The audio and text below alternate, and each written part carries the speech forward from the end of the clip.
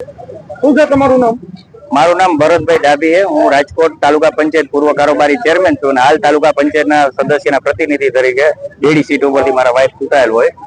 ગ્રામજનો બેડી, હળમતિયા, રાજગઢ અને ખોરાણા, આ બેડી થી ખોરાણા સુધીનો જે રોડ સ્ટેટ હાઈવે માં આવતો હોય, સ્ટેટ હાઈવે દ્વારા રોડ મંજૂર થયેલ અગાઉ 2 વર્ષ પહેલા રોડ પણ થઈ ગયેલો હોય, પણ બેડીના અંડરબ્રિજ થી બેડીના પુલ સુધી ગ્રાન્ટ પૂરી થઈ જતા સિમેન્ટ રોડ ની દરખાસ્ત કરેલ હોય, એ સિમેન્ટ રોડ ટૂંક સમયમાં દરખાસ્ત મંજૂર થઈને આવી ગયેલા સિમેન્ટ રોડ થઈ જશે।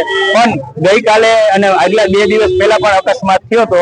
ખાડા અને હળમતિયા બેડી થી અંડરબ્રિજ સુધીના રોડ રસ્તામાં ખરાબ હોય અને ખાડા કબડા હોય અને એના કારણે અકસ્માત થતા ખોરાણાના એક ભાઈને પણ ઈજા થઈ, અગાઉ હળમતિયાના એક ભાઈને પણ અકસ્માત થતા એમને પણ ઈજા થયેલ હોય।